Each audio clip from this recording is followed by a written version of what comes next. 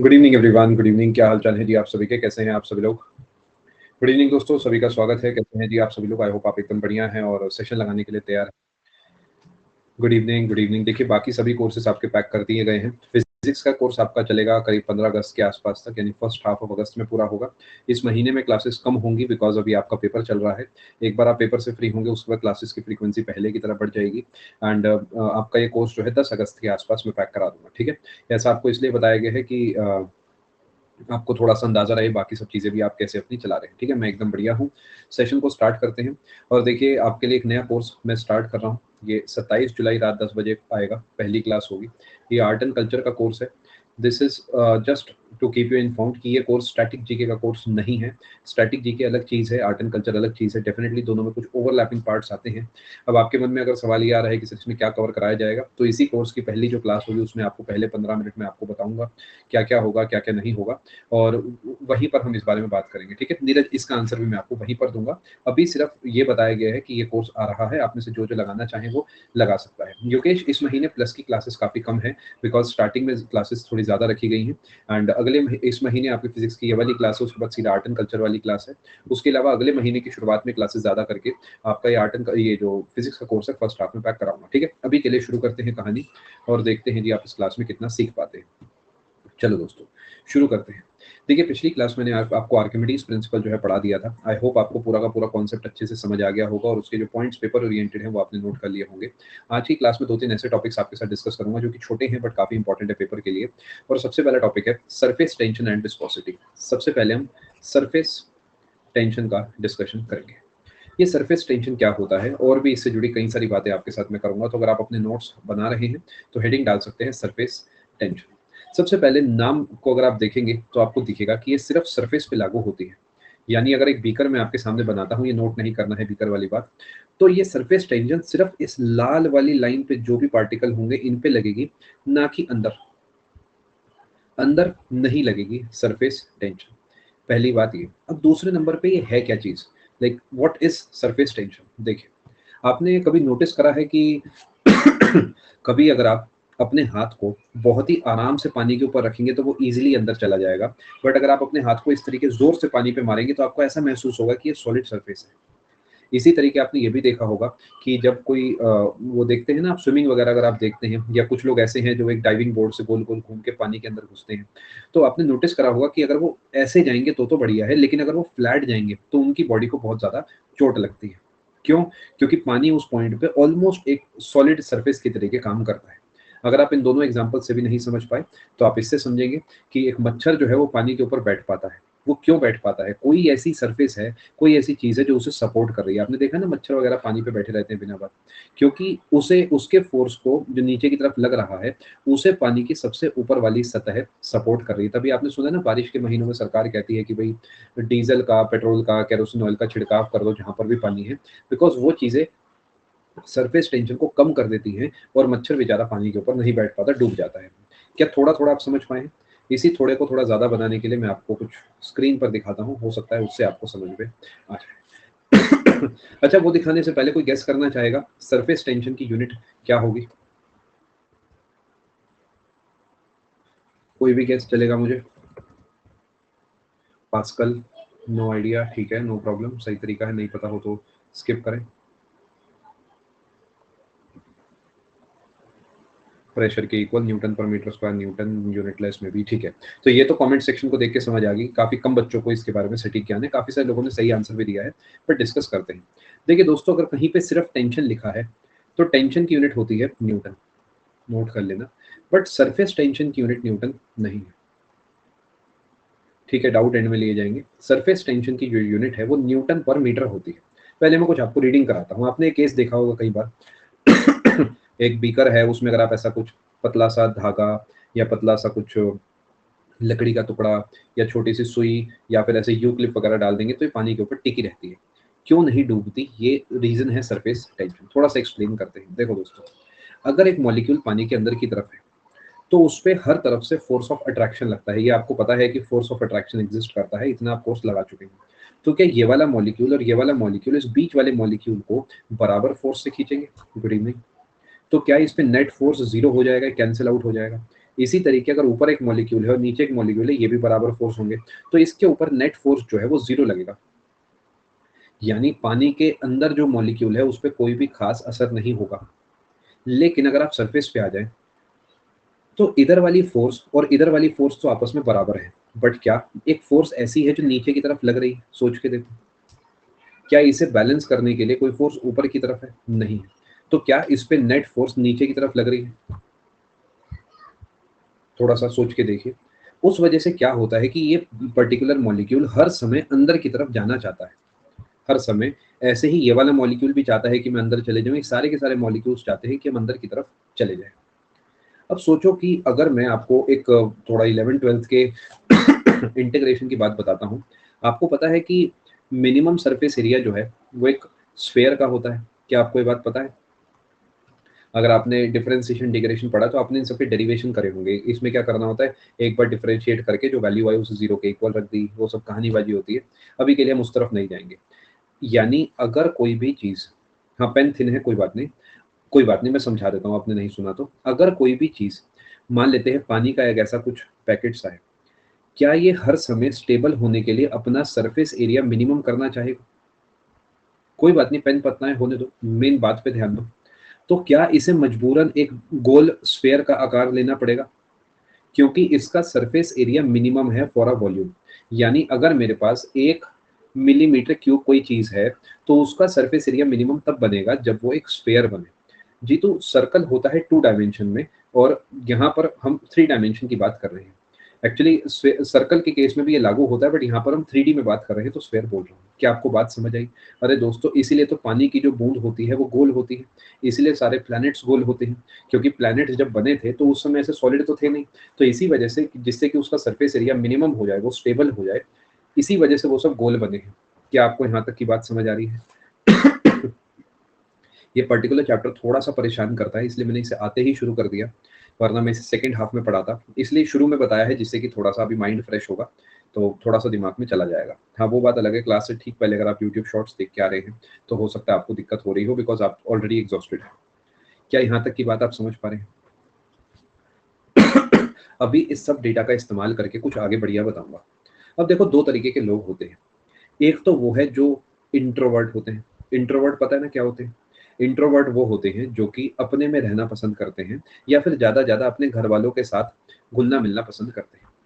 एक वो होते हैं जो एक्सट्रोवर्ट होते हैं, एक्स मतलब बाहर की तरफ, यानी जो दुनिया से मिलना जुलना पसंद करते हैं। ठीक है। सच ये है कि हम सब में से कोई भी 100% इंट्रोवर्ट नहीं है, 100% एक्सट्रोवर्ट नहीं है। हम सबका एक सर्कल है। इस सर्कल के अंदर हम एक्सट्रोवर्ट है, इस सर्कल के बाहर हम इंट्रोवर्ट है। किसी का सर्कल ज्यादा बड़ा है, किसी का सर्कल छोटा है। कोई आसानी से इस सर्कल के अंदर लोगों को आने देता है, कोई आसानी से नहीं आने देता है ना। तो ये इंट्रोवर्ट एक्सट्रोवर्ट क्यों बता रहा हूँ, इसी तरीके के ना कुछ मॉलिक्यूल्स होते हैं जो अपने जैसे मॉलिक्यूल के साथ ना अच्छी बॉन्ड बनाते हैं, लेकिन दूसरे मॉलिक्यूल के साथ अच्छी बॉन्ड नहीं बनाते। जैसे कि मरकरी। ये सब डेटा आपको मैं भी बताऊंगा डिटेल में, चिंता मत करो, पहले बस बात को सुन लो। मरकरी क्या करता है कि अगर मरकरी को आप किसी ग्लास स्लैब के ऊपर रख दोगे ना, तो वो अपने से बॉन्डिंग बनाना पसंद करेगा। इसी वजह से आपने देखा होगा मरकरी की जो मेटल, आपने देखा होगा मेटल मेटल जो है लिक्विड में होता है, वो छोटी छोटी ऐसे बिंदु के आकार में, यानी गोल गोल स्फेयर के आकार में होता है, वो आसानी से फैलता नहीं।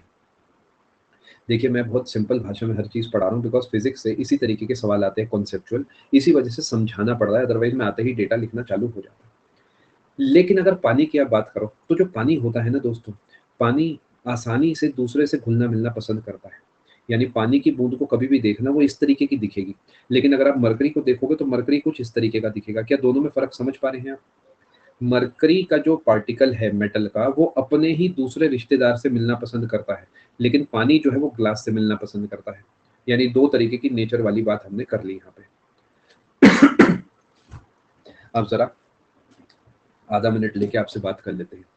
पहली बात, क्या आपको ये समझ आया कि सरफेस टेंशन क्या होती है और वो सरफेस पर ही क्यों लगती है? बिकॉज सरफेस के अंदर जो मॉलिक्यूल है उन पे सब तरफ से बराबर फोर्स लगता है, जिस वजह से वो नेट फोर्स 0 हो जाता है। ठीक है। लेकिन सरफेस के ऊपर जो मॉलिक्यूल है वो हमेशा अंदर की तरफ जाना चाहते हैं। तो क्या मैं कह सकता हूँ जो सरफेस है वहां पर हम एक खींचे हुए गुब्बारे की तरह इमेजिन कर सकते हैं? कोई चीज खींची हुई रखी हुई है, बिकॉज वो हर समय चाहती है कि सरफेस एरिया मिनिमम हो जाए, और इसी वजह से मच्छर या फिर कोई भी चीज उसके ऊपर बैठ पा रही है। क्या आपको मेरी बात थोड़ी थोड़ी समझ आ रही है? दूसरे नंबर पे क्या आपको ये बात समझ आई, कोई खुद से और कोई दूसरे से रिश्तेदारी ज़्यादा पसंद रखता है। इसके प्रॉपर रीज़न्स होते हैं जो कि आपको इस कोर्स में नहीं पढ़ाए जाएँगे, बिकॉज़ ये एमसीक्यू ओरिएंटेड एक कॉम्पिटिटिव एग्ज़ाम का कोर्स है। अब अगर आप इतना समझ चुके हैं तो बहुत बढ़िया है। अब मैं आपको थोड़ा आगे डिटेल में समझाता हूँ। सबसे पहले ऊपर वाली चीज़ को रीड करिए। मरकरी भी इधर-उधर जाती है जी, एक्चुअली दोनों ही जाती हैं इधर-उधर, बट मरकरी गोल स्फीयर बन के जाती है और पानी जो है सरफेस से चिपक के जाता है।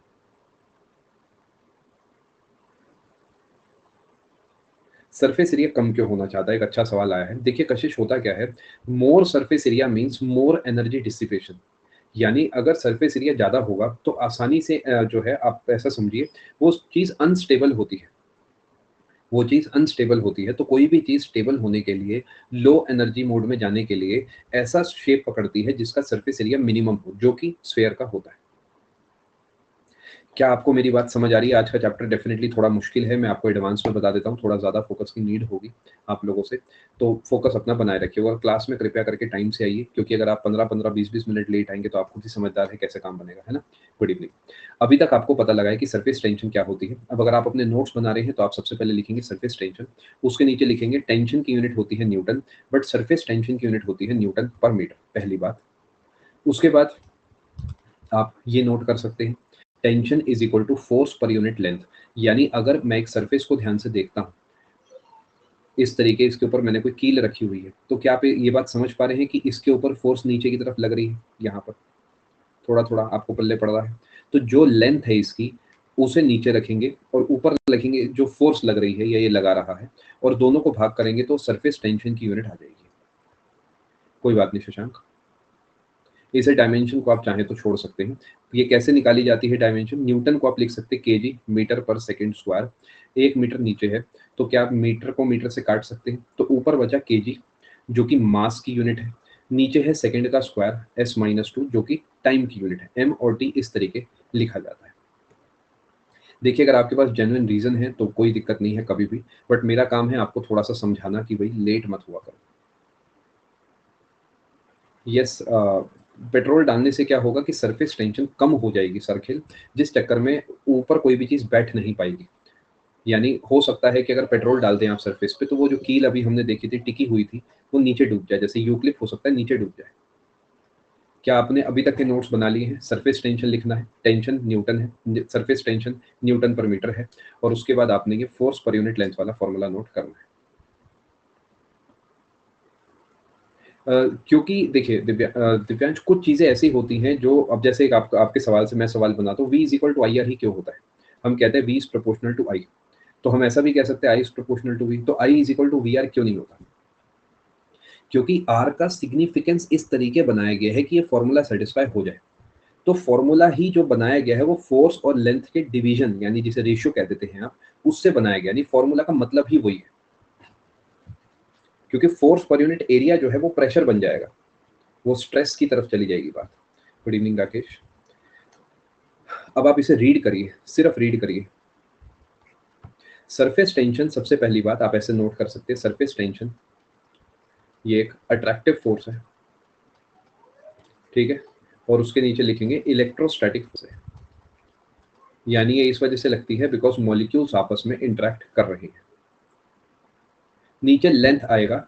हिमांशु, देखिए जो आप हिमांशु सोच रहे हैं वो प्रेशर पॉइंट ऑफ व्यू पे सोच रहे हैं। सरफेस टेंशन जो काम करती है वो पर यूनिट लेंथ पर ही काम करती है। बिल्कुल रोल है शशांक, कभी आपको आगे चल के समझाऊंगा, चिंता मत करो। अगर रोल ना होता तो वो पढ़ाता ना, है ना? क्या आप ये बात समझ पाए? आपको अपने नोट्स में सिर्फ लिखना है सरफेस टेंशन जो कि अट्रैक्टिव फोर्स है, जो कि इलेक्ट्रोस्टैटिक फोर्स है, बाकी सिर्फ रीड करने के लिए है। ये मॉलिक्यूल्स को अंदर की तरफ खींचता है जिससे कि सरफेस एरिया मिनिमम हो जाए, और ये अट्रैक्टिव फोर्सेस जो है इलेक्ट्रोस्टैटिक फोर्सेस की वजह से लगते हैं।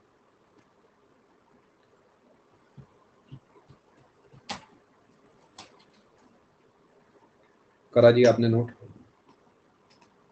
किसी का कुछ भी डाउट्स हो तो अगले 10 मिनट में भेज दीजिएगा, उसके बाद मैं, बुरा मत मानिएगा, बट रोना धोना एक्सेप्ट नहीं करूंगा।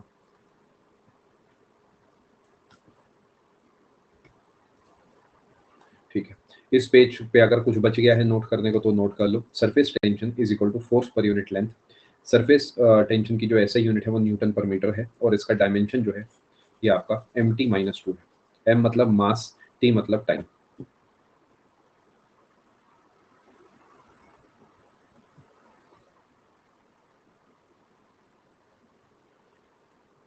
ऑल दी बेस्ट मयंक, आप आराम से सो जाइए और रिलैक्स करिए, टाइम से पहले सेंटर पहुंच जाइएगा, बाकी सुकून से पेपर दीजिएगा। आप कल जिसका भी एग्जाम है सबको ऑल दी बेस्ट। क्या आपने नोट कर लिया ये सब? अब मैं चलता हूँ आगे। क्या आपको जो वो 2 बातें बताई गई थी कि कुछ अपने जैसों से कुछ दूसरों से रिश्तेदारी रखते हैं, उसे अब थोड़ा समझा जाए? जैसे कि दोस्तों यहाँ पर आप देखिए, ये है, मान लेते हैं कोई मॉलिक्यूल ए, ये अपने ही जैसे से रिश्तेदारी पसंद करता है, तो ये हो गया कोहेशन का फोर्स। सुने ना, कोएड स्कूल है या फिर कोऑर्डिनेट करना, कई जगह आपने नामों में को लिखा देखा होगा, उसका मतलब होता है साथ या एक जैसा, है ना। कोऑर्डिनेशन यानी आपस में हम दोनों का वहां पर मिलना जुलना है, सोच मैच कर रही है। जैसे कि वाटर का मॉलिक्यूल अपने ही जैसे वाटर के मॉलिक्यूल से बॉन्ड अच्छी बनाता है as compare to glass, hypothetically, तो ये कोहेशन फोर्स ज्यादा हो जाता है। बट सच ये है कि वाटर जो है वो ग्लास से ज्यादा बढ़िया फोर्स बनाता है, वाटर से कम बनाता है, जिस चक्कर में हम कहते हैं कि वाटर का एडहेशन ज्यादा है। एडहेशन समझ पा रहे? फेविकोल एक एडहेसिव है, और एडहेसिव का मतलब ही वो होता है जो अलग अलग चीजों को चिपकाए। फेविकोल से आप एक पेज को दूसरे पेज से चिपका सकते हैं, या एक प्लाई को आप वुड पे चिपका सकते हैं, है ना। ऐसे अलग अलग चीजों को आप चिपका सकते हैं। तो फेविकोल एक एडहेसिव है, क्योंकि आप उससे अलग अलग चीजों को आपस में जोड़ सकते हैं। कोहेसिव और एडहेसिव फोर्सेस में, यानी कोहेशन और एडहेशन में आपको फर्क समझ आया? थोड़ी सी डेफिनेशन भी पढ़ लेते हैं। Cohesive forces are intermolecular forces which cause a tendency in liquid to resist separation, यानी ये दूर नहीं होना चाहती, ये सेम मॉलिक्यूल्स में लगती हैं, लेकिन एडहेसिव जो है वो अनलाइक मॉलिक्यूल्स में लगती है। अब आपको लिखना क्या है? क्या यहाँ तक की बात आप लिख चुके हैं? अगले पेज पे लिखिए कोहेसिव फोर्स, वो सिर्फ रीड कराने के लिए है, जो मैं लिख रहा हूँ वो आप अपने पास नोट करिए। Adhesive force, force between same molecules, force between unlike molecules. Good evening. Mercury has more adhesive, नहीं, cohesive force। All the best question mark, आपका नाम तो मैं नहीं देख पा रहा हूँ, बट अच्छे से एग्जाम देने जाइएगा, all the best. Then adhesive force, water has more adhesive force than cohesive force। मैं रीड कर देता हूँ। Mercury has more cohesive force than adhesive force, water has more adhesive force than cohesive force।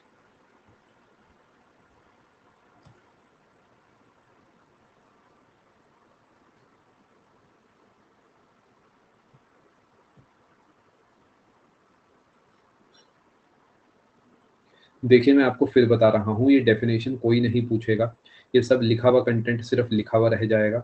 आपको समझने पे ध्यान देना है, बिकॉज क्वेश्चन उस तरीके के बनते हैं कि लॉजिक से सॉल्व होते हैं। ये रटी रटाई बातें पेपर में कोई नहीं पूछेगा, ये हिस्ट्री नहीं है, ज्योग्राफी नहीं है जो फैक्ट्स पूछे। वहां पर सीख कर लॉजिक लगाकर आंसर निकलेंगे। Water has more adhesive force than cohesive force.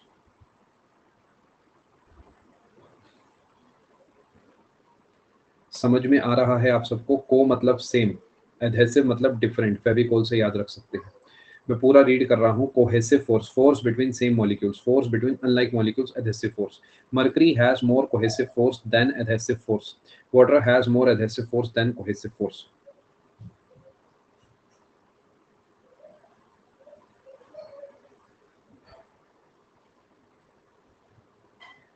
वो इससे जुड़ा नहीं है राधना।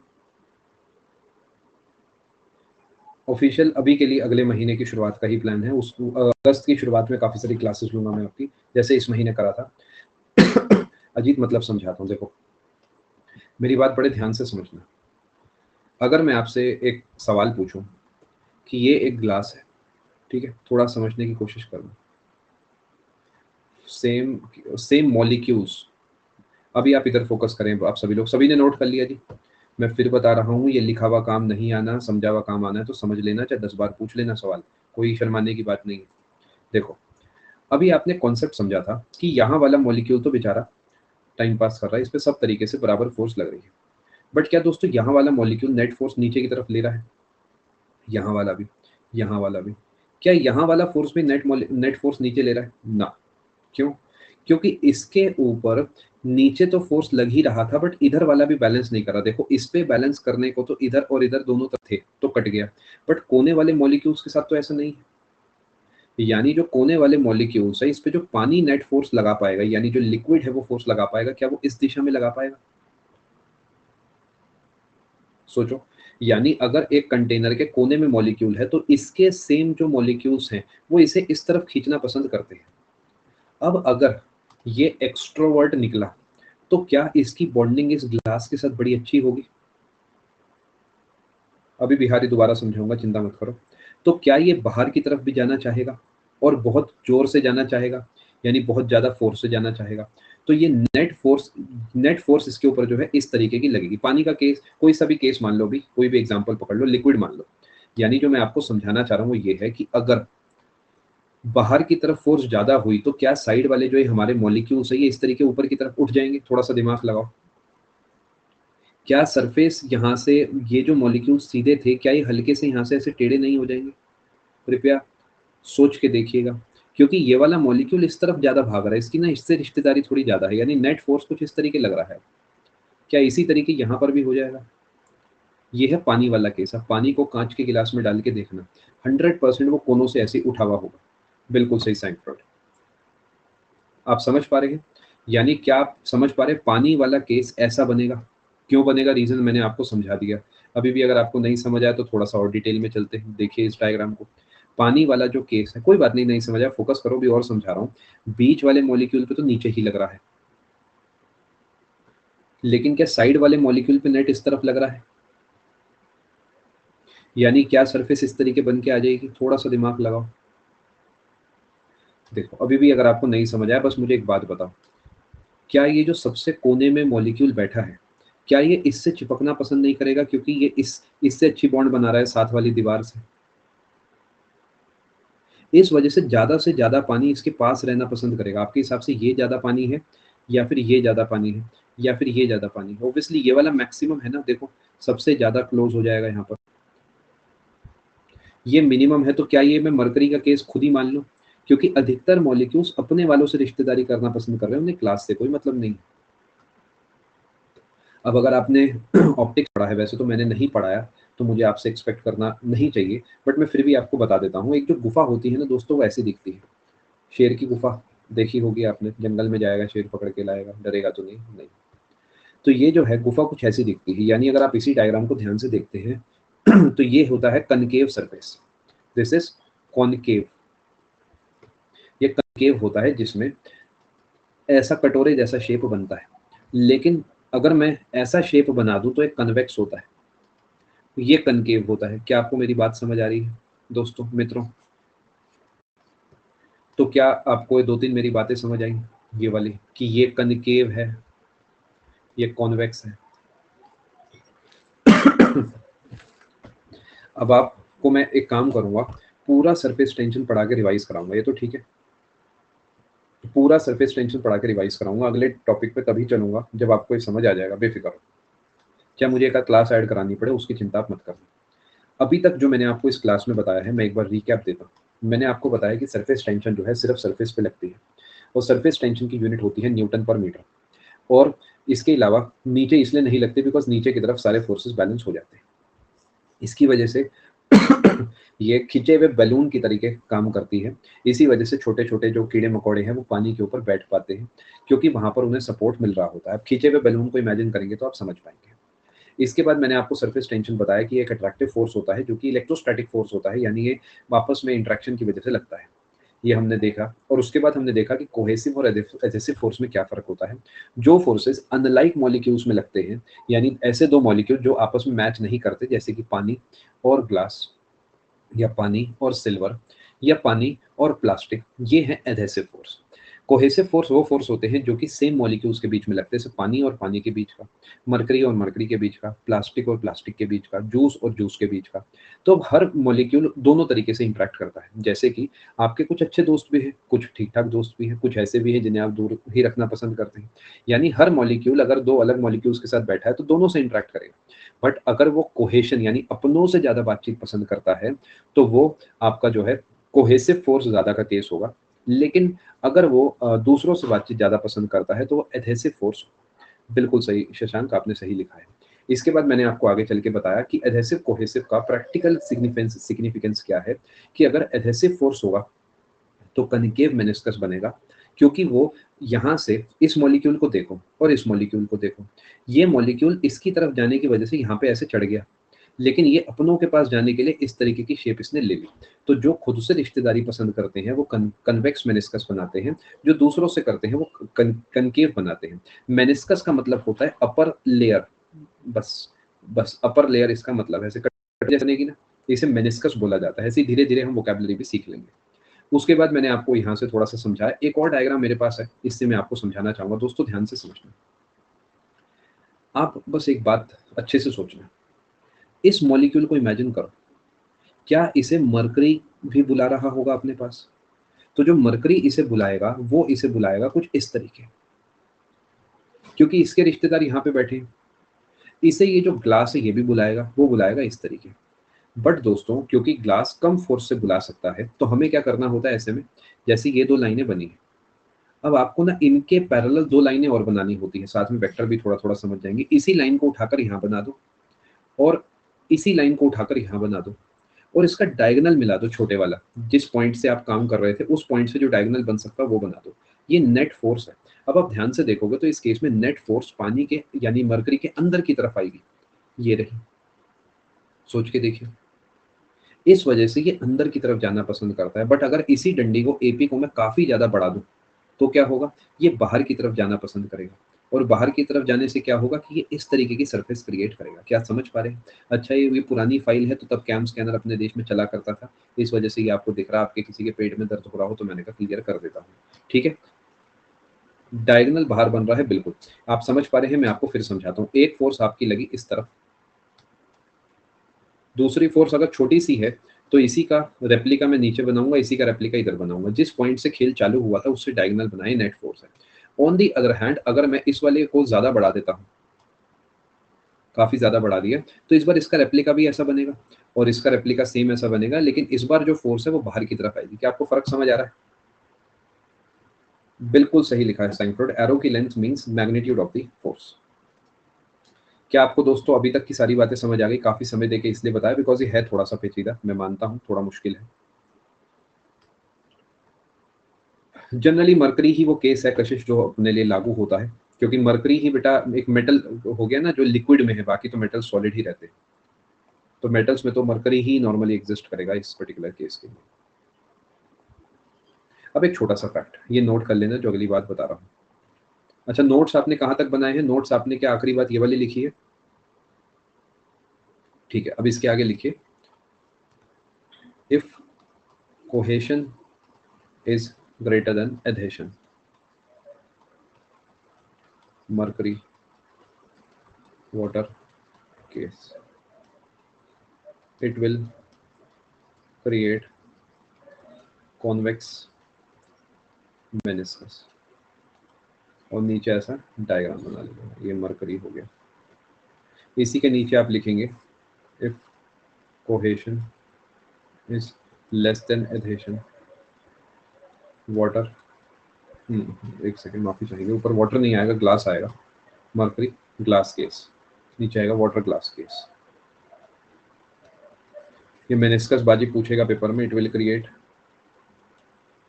कॉनकेव मेनिस्कस और ऐसा डायग्राम H2O।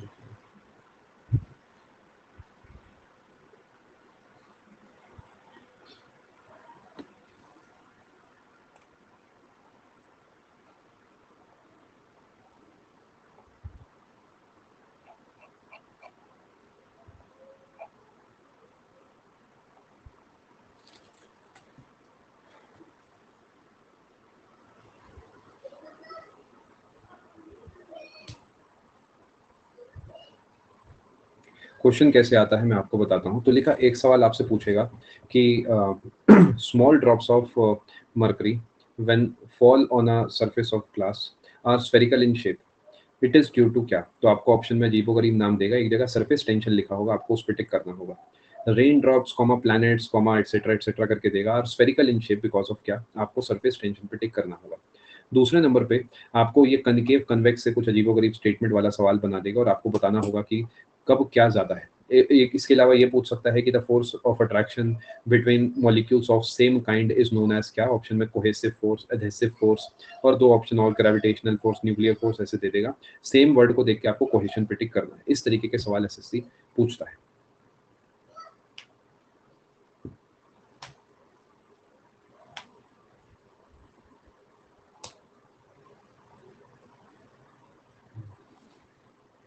कर लिया जी आपने नोट? अब एक छोटी सी बात जो पिछली क्लास से शायद जुड़ी हुई है, या फिर ये मैंने आपको केमिस्ट्री के कोर्स में ही पढ़ाया होगा कि दोस्तों at boiling point surface does not exist. याद है आपको ये बात? सरफेस एग्जिस्ट ही नहीं करती। तो क्या मैं कह सकता हूं at boiling point surface tension is equal to zero? ये पेपर आपसे पूछ सकता है। एक तुली का इस तरीके का सवाल आ सकता है, 0 इन्फिनिटी 1 और लिख देगा equal to something something something, तो जीरो पे टिक करना है क्योंकि सरफेस ही नहीं है।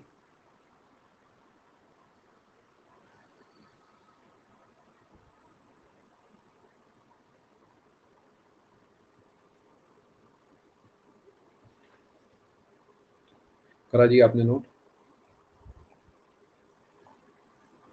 एक काम करते हैं दोस्तों, थोड़ा सा ये टॉपिक जो है आज वाला थोड़ा मुश्किल है, तो मैंने एक प्लान बनाया है अभी, बिकॉज मैं समझ पा रहा हूँ कि थोड़ा पेचीदा है। मैं इस पूरी क्लास को 2 घंटे की जगह 1-1 घंटे की 2 क्लास में आपको समझाता हूँ। वैसे मेरा प्लान नहीं था कल क्लास लेने का, बट कोई बात नहीं, मैं समझता हूँ सिचुएशन क्या है।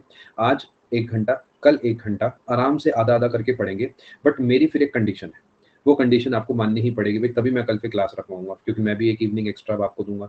यहाँ तक का पोर्शन आपको रिवाइज करके आना होगा। यानी कल आप सोचे कि बस मैं ऐसे ही मुंह उठा के आ गया और मुझे याद हो जाएगा, नहीं भाई, मेरे लिए 10 मिनट आपको एक्स्ट्रा निकालने होंगे, ठीक है? क्योंकि मैं अगर अपनी तरफ से थोड़ा सा एफर्ट लगा रहा हूँ तो I expect the same from you. BPT is boiling point, ठीक है? नहीं, कल जो पढ़ाऊंगा वो इसके आगे का पढ़ाऊंगा। एक्चुअली क्या है वैभव, आज का पूरा टॉपिक मुश्किल है, तो मैं क्या कर रहा हूँ, इसे 2 क्लासेस में तोड़ रहा हूँ। आधा आपको आज पढ़ाऊंगा, आधा आपको कल पढ़ाऊंगा। नोट कर लिया आपने यहाँ तक? तो मैं आगे चलूँ? चलो, अगर आप इतनी बात समझ चुके हैं तो थोड़ा सा आपका दिमाग खराब करने का समय आ चुका है। रुकिए जरा, क्या आप इस कॉन्सेप्ट को समझ पा रहे हैं? ये वाला कि अगर पानी है और उसमें ग्लास है तो वैसा दिखेगा, और पानी है और ग्लास है तो वैसा दिखेगा। डाउट्स वगैरह लूंगा, चिंता मत करो। मैं जल्दी नहीं जा रहा, मैं आपका आराम देख रहा हूँ इस समय, आपके लिए क्या बेटर है वो देख रहा हूँ। मैं अपनी तरफ से बैठा ही हूँ क्लास में। अब एक चीज नोटिस कर पा रहे हो आप इस एंगल के बारे में? अजीबोगरीब जगह से एंगल बना है। ये एंगल जो है वो बनाया गया है पानी के अंदर की तरफ से। ऑब्जर्व करो, पानी के अंदर है ये एंगल। यानी अगर ये एंगल एक्यूट है तो केस बन रहा है वाटर वाला, cohesion is less than adhesion वाला। इसे बोलते हैं एंगल ऑफ कांटेक्ट। ये अब मैं यहाँ पर लिखवा देता हूँ।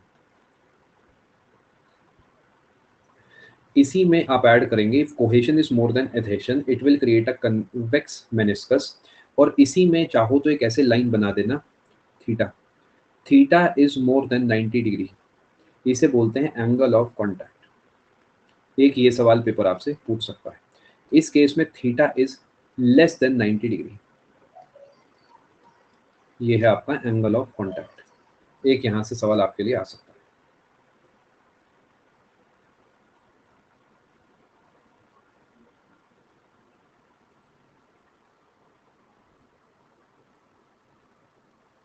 आज के लिए कहानी को यहीं रोकते हैं, क्योंकि इसके बाद मुझे आपको विस्कोसिटी पढ़ाना है।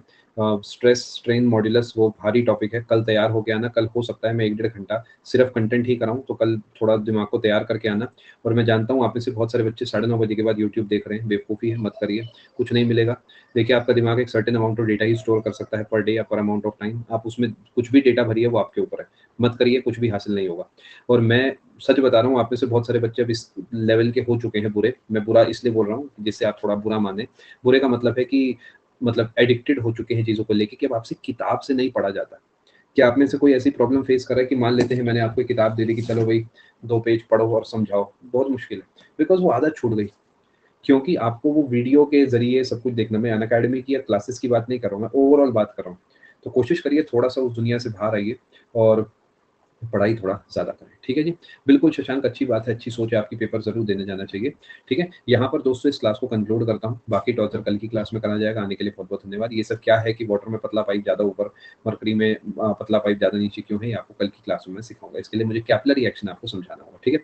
नो हिमांशु, डेंसिटी का डायरेक्ट कोई कनेक्शन नहीं है, surface tension. Thank you so much, God bless, take care, good bye, thank you. अब मिलते हैं आप सभी से कल, बहुत-बहुत धन्यवाद, थैंक यू, गॉड ब्लेस। अब मैं डाउट्स देख रहा हूँ, जो जाना चाहे जा सकता है, बहुत-बहुत शुक्रिया।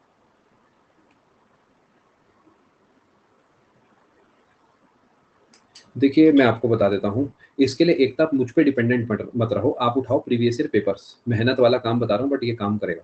गुड नाइट सभी को, बहुत-बहुत धन्यवाद। प्रीवियस ईयर पेपर्स उठाओ और शुरू हो जाओ, आपको खुद ही धीरे-धीरे समझ आ जाएगा कहाँ से कैसे सवाल आते हैं, है ना? क्योंकि कैसे आते हैं ये बेटा बहुत ओपन एंडेड सवाल हो गया, है ना? अब ये तो मतलब जैसे मैं कहूँ फिज़िक्स के कैसे सवाल आते हैं, तो उसके लिए मुझे हर टॉपिक से गो थ्रू आपको कराना होगा यहाँ बैठा के, वो सेंस वाली बात नहीं होगी हमारे लिए। आप प्रीवियस ईयर पेपर्स उठाइए, उसकी प्रैक्टिस चालू कर दीजिए।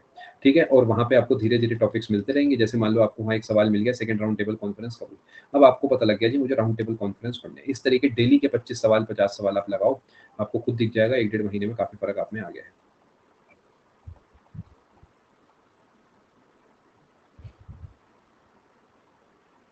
बहुत अच्छा है जी। बस अच्छे से अपना एग्ज़ाम दे के आइए। आपका पेपर हो गया है कि सैंक्फर्ड या कब है? 27 को all the best. Last moment पे कुछ एक्सपेरिमेंट मत करना और जो सीक्वेंस वगैरह बनाए उसी पे चलना और सजेशंस लेना ऑलमोस्ट बंद कर दो। इक्के-दुक्के से किसी से लेना हो ले लेना। अदरवाइज़ मतलब सजेशन है बस कहीं से भी कुछ भी ज्ञान के रूप में उठाना इस समय हानिकारक हो सकता है। इट्स ओके आशुतोष, थोड़ा तो आशुतोष डर लगेगा, इट्स ओके।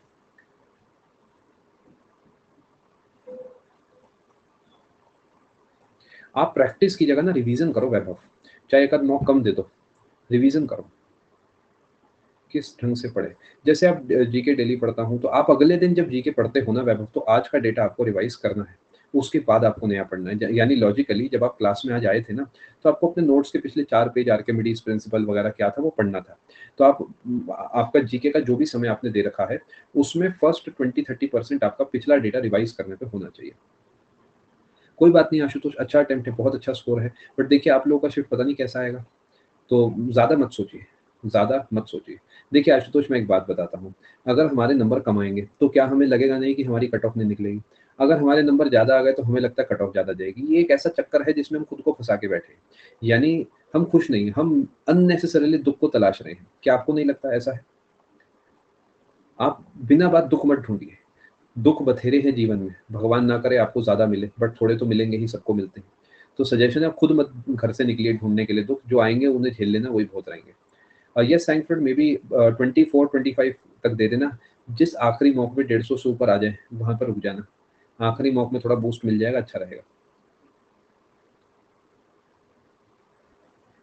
लास्ट क्लास वाली में जो कहानी बहुत थिंग्स टू रिप्लेस कर, हाँ, बढ़िया सवाल आपने पूछा अजीत। कुछ ऐसी कहानी है, जैसे कि अगर ये इस लेवल पे है, एक और कंटेनर में बना देता हूँ।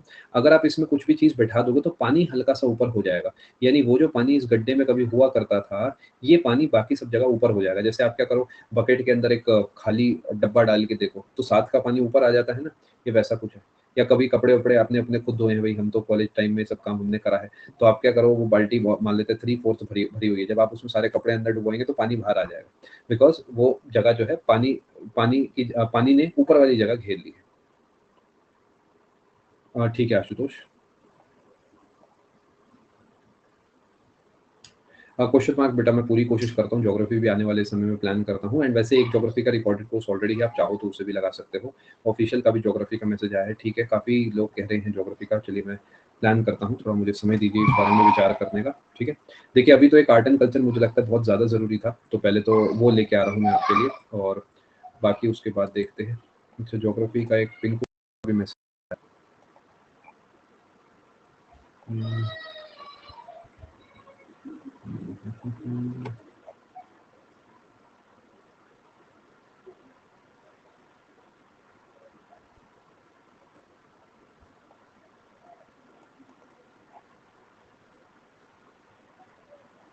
अजीत देखिए, सी लेवल की अगर आपसे बात करूँ, आपने उसमें सी लेवल नहीं लिखा था। सी का पानी रुका नहीं रहता, वो एक साइकिल है, जिसे वाटर साइकिल कहते हैं, दुनिया चलाने के लिए सबसे इंपॉर्टेंट साइकिल है। तो जो नदियाँ पानी देती हैं, वो इवेपोरेशन से उसका काफ़ी बड़ा हिस्सा बादलों के रूप में जाता है, फिर वो बारिश होती है। तो सी का केस एक अलग केस है। बट अदरवाइज़ हाइपोथेटिकली अजीत, अगर आप एक सी में 1 करोड़ जहाज उतार दो, हाइपोथेटिकल बात कर रहा हूँ जिससे आपको समझ में आ जाए, तो सी का लेवल डेफिनिटली बढ़ जाएगा। शायद इससे आपकी थोड़ी मदद होगी। कौन-सा सवाल आप पूछना चाह रहे हैं बेटा, एक बार आप मुझे बताएँ सौरभ? जब तक आप टाइप करिएगा मैं अगला सवाल देख लेता हूँ।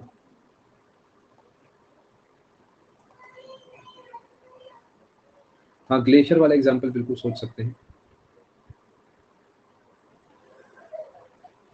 नो, न्यूट्रॉन तो जो है चैडविक की खोज है 1932 वाला। तो J J Thomson proposed atom theory. Atom theory Dalton के द्वारा दी गई है, जिसमें वाटरमेलन ने, हाँ ये ठीक है, ये गलत है। डिफ्लेक्शन ऑफ अल्फा पार्टिकल का मतलब ये है बेटा कि अगर यहाँ पर मैं एक प्लस चार्ज रख देता हूँ, सोचो यहाँ से एक प्लस चार्ज आ रहा है, तो वो सीधा आते आते क्या ऐसे नहीं मुड़ जाएगा, यानी अपना रास्ता बदल लेगा। ये डिफ्लेक्शन कहते हैं इसे इंग्लिश में।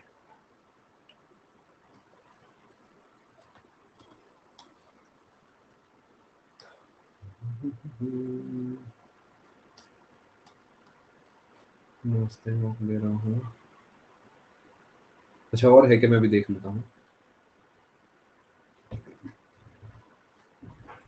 दे रहा हूँ first time.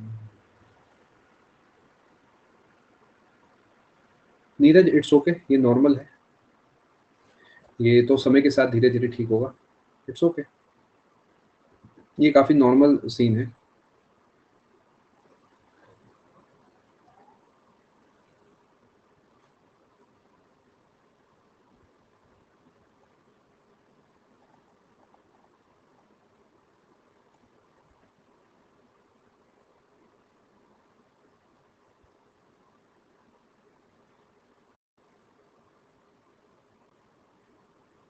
See these attacks वर मोर और less kind of a draw.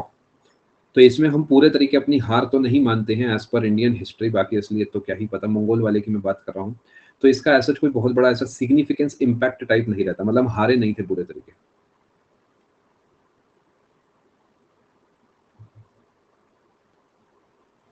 नहीं, ऐसा नहीं है।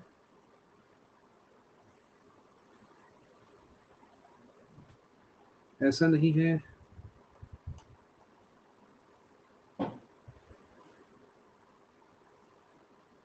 एथिलीन का डायरेक्ट कनेक्शन इनसे नहीं है। एक बार प्रिय ये वाला पोर्शन आप बेटा दोबारा देख सकते हो क्या वीडियो से?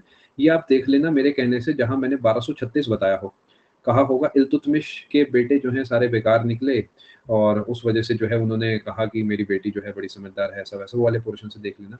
आई थिंक प्रिया जो सवाल बनेगा ना, वो बनेगा कि कौन से ईयर में उन्होंने आक्रमण करा, बस ये सवाल बन सकता है। इसका मैंने एक भी सवाल वहाँ से प्रिया नहीं देखा। बाकी अच्छी अप्रोच है आपकी, आप दिमाग लगा रहे हैं, तो मतलब खुशी होती है मुझे देख के, जब आप लोग मतलब थोड़ा ज़्यादा सोचते हैं, मतलब अच्छा लगता है, क्योंकि बहुत ज़रूरी हो जाता है कभी-कभी। अच्छा, आपने दोबारा भेजी है सौरभ फ़ोटो, ठीक है। हर एक में एक शुद्ध वस्तु का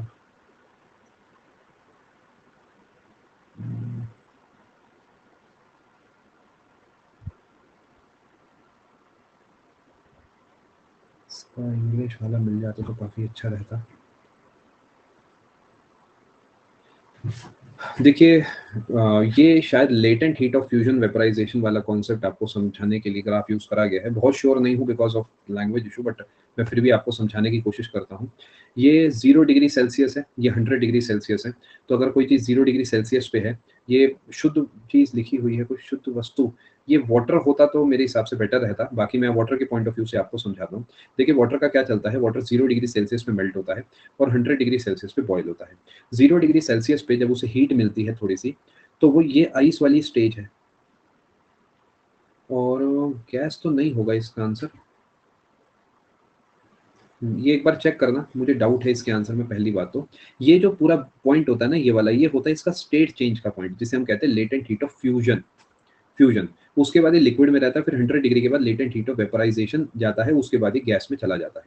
शायद आप अभी क्लास में नहीं है, मैं चाहूँगा एक बार इसके क्वेश्चन के आंसर को दोबारा वेरीफाई करें, और ये भी चीज़ चेक करें कि क्या ये वाटर है, बिकॉज़ शुद्ध वस्तु लिखा है, तो इसका तो कोई ऐसा सेंस नहीं बनता। क्योंकि वाटर हो थोड़ा इन्फॉर्मेशन मेरे हिसाब से कम है इसमें। बाकी आप एक बार सौरभ वेरीफाई करके आप मुझे किसी और क्लास में दोबारा पूछना। अगला सवाल देखते हैं।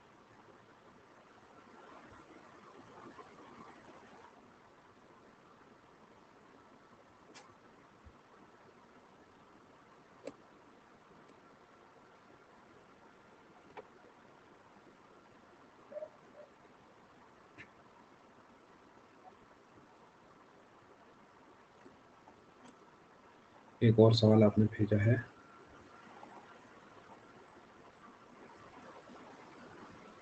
नहीं तो इसमें भी कुछ गड़बड़ है।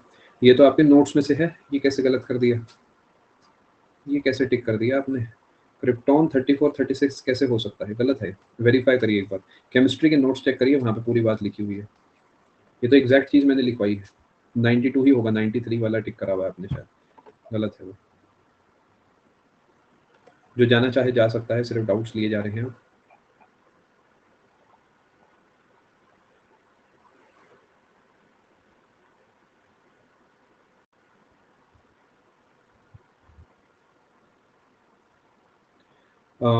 राज, इस समय थ्योरी पूरे करने पे ज़्यादा जोर मत मारिए, जो छूट गया उसे छूटे रहने दीजिए। इकोनॉमिक्स, ज्योग्राफी, बायोलॉजी अगर छूट भी गई है तो इकोनॉमिक्स को तो प्री के बाद देखिएगा।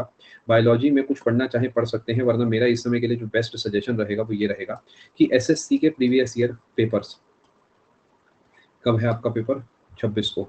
डेली के 2 लगा लो और कुछ मत करो, और जो टॉपिक्स मिल जाएँ आपको, वीक टॉपिक्स, उन्हें अपने नोट्स में से या जो भी कंटेंट आपने कवर करा है वहाँ से उसे तैयार कर लो। कोई नया कोर्स लगाने की अभी ज़रूरत नहीं है। ऐसा बिल्कुल भी नहीं करना कि बायोलॉजी का कोर्स उठा के उसे क्लास नंबर 1 से देखने बैठ गए। वो इन एनी केस अब पूरा नहीं होना है 6 दिन में। कोशिश करिए इस समय डेली के 2 मॉक दीजिए, जो कमज़ोर टॉपिक्स आपको मिले, जैसे रीज़निंग में 2-3 टॉपिक मिलेंगे, मैथ्स में 1 आध मिलेगा, इंग्लिश में 1-2 मिलेंगे, जीके में कुछ छोटे-छोटे टॉपिक्स मिलेंगे, उन्हें इंटरनेट से या अपने कंटेंट से पढ़िए बस। इतना करिए और ज़्यादा नहीं। बेटा मैं बिल्कुल सीक्वेंस में ही ले रहा हूँ। एक्चुअली ये ना पहले बात से नहीं होता है हेलसिंकी, जितने लोग आपके डाउट को अपवोट करते हैं उस पे डिपेंड करता है। जैसे अब आपके डाउट पे 2 अपवोट थे और बाकियों के डाउट पे 1 अपवोट है, तो वो आपको नीचे दिखेगा, आप एक बार चेक करो। वरना मैं सच बताऊँ, ना मैं नाम देखता हूँ, ना मैं डाउट देखता हूँ, मैं सीधा बस डाउट खोल के शुरू हो जाता हूँ। ठीक है, अच्छा आज का है।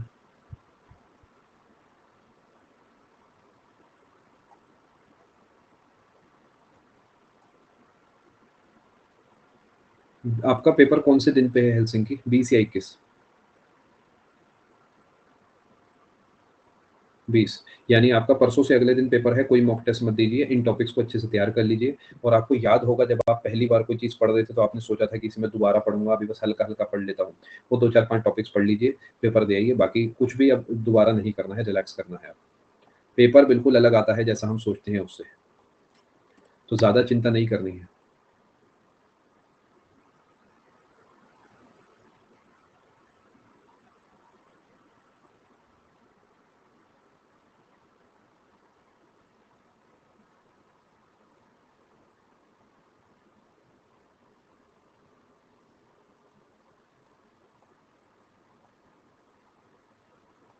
एक-एक करके डाउट्स देख रहा हूँ जी मैं।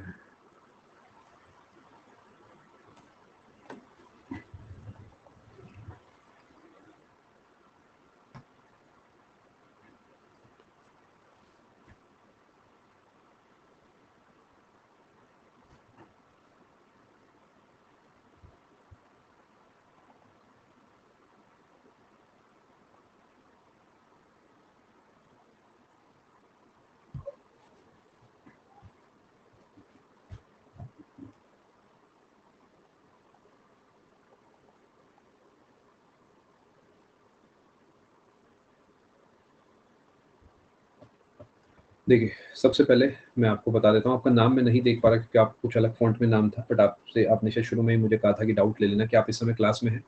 अगर हैं तो कमेंट करिए। एक तो आप सब लोग ना अवेलेबल रहा करो, उसमें आप ही का नुकसान हो जाता है। अभी क्या होगा कि क्योंकि ये अवेलेबल नहीं है, तो मैं क्या करूँगा, अपने पास से जो बेस्ट पॉसिबल है बस वो गाइड करूँगा, अगले डाउट पे चले जाऊँगा। That may not be suitable for you. हो सकता है वो आपको ऑलरेडी यूज़ आप करके देख देख चुके हो वो टैक्टिक्स, बट काम ना करी हो, तो you should be always available in the class. देखिए, सबसे पहले मुझे ऐसा लगता है ये जो अप्रोच है ये आपको पीछे करती है। क्या अप्रोच? ये वाली।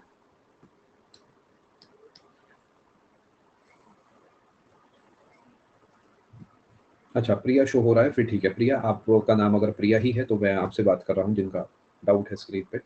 देखिए, जो आता है उसे बार-बार पढ़ने से कुछ भी नहीं होता, क्योंकि एसएससी ऐसा नहीं करता कि एक ही चैप्टर से 10 सवाल पूछता है। एसएससी हर चैप्टर से 1-1, 2-2, 1-1, 2-2 सवाल इकट्ठे करके फिर 25 सवाल बनाता है। जो आता है उसे मत करिए, जो नहीं आता उसे करिए। मुझे ऐसा लगता है कि आप थोड़ा-सा भाग रहे हैं। हो सकता है ये जो डाउट का सॉल्यूशन है आपको बुरा लगे, चुभे, हो सकता है आप मुझसे बात भी करना नापसंद करें, बट जो है मैं आपको वो बता रहा हूँ। जैसे आपको अलजेब्रा नहीं आता, आप अपने मन से पूछ के देखना कि आप सच में जब सुबह उठते हैं और मैथ्स के बारे में सोचते हैं, तो क्या आप सोचते हैं आज मैं अलजेब्रा पढ़ूँगी? नहीं सोचते होंगे। आपको वही पढ़ना है जो आपको नहीं आता। मैक्सिमम जो नए बच्चे हैं, नए मैं आपको इसलिए बोल रहा हूँ बिकॉज़ अभी आपकी काफ़ी चीज़ें बची हैं। नए पुराने का मतलब ये नहीं होता कि आप कितने साल से जुड़े हैं। नए का मतलब ये है कि अभी प्रिपरेशन में बिगिनर लेवल पे हैं। अधिकतर बच्चे यही गलती करते हैं कि जो आता है वही पढ़ते रहते हैं। जैसे क्लासिक एग्ज़ाम्पल है मैथ्स में परसेंटेज। परसेंटेज ही पढ़े जा रहे हैं, पढ़े जा रहे हैं, पढ़े जा रहे हैं। ऐसे ही अगर आप बात करते हैं रीज़निंग की, तो रीज़निंग में वो बैठे-बैठे सीरीज़ ही करे जा रहे हैं, तो उन्हें वो कभी कैलेंडर करेंगे ही नहीं बैठ के। कितना ही उन्हें कोई समझा दे, कैलेंडर पढ़ेंगे ही नहीं। मैथ्स में वो आधे-अधूरे टॉपिक्स पढ़ के जाएँगे, उनसे नहीं होगा। सबसे पहले जो नहीं आता उस पे फ़ोकस करिए। किसी एजुकेटर की क्लास पे जाइए और उससे पढ़िए जाके चीज़ों को। उसके बाद अगली क्लास से पहले-पहले उन सभी सवालों को खुद बिना सॉल्यूशन देखे ट्राई करिए। इसमें आपका काफ़ी समय लगेगा, वो समय आपको देना होगा। आई होप इस सॉल्यूशन से आपको मदद होगी। फिर भी ना हो तो अगली बार आप जब डाउट भेजें तो क्लास में अवेलेबल रहिएगा। I try to guide you know in a bit more of detail. हो सकता है उससे आपका और ज़्यादा मैं फ़ायदा कर पाऊँ।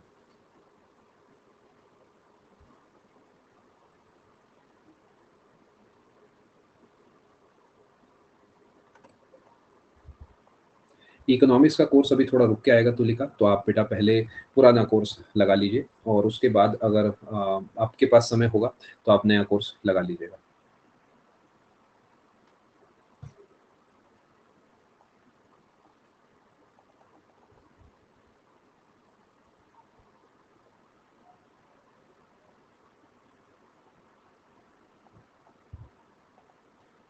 स्पाइडी बेटा ये पहली क्लास में बताऊँगा, वैसे 1 महीना तो लगेगा। थोड़ा गैप दे के उसमें क्लास लूँगा मैं। नॉट करेक्ट है। ठीक है जी। ऐसा तो कुछ नहीं है।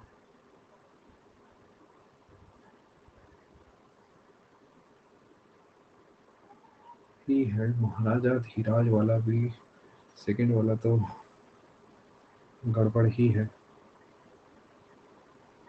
महाराजा धीराज तो चंद्रगुप्त प्रथम का टाइटल था ना।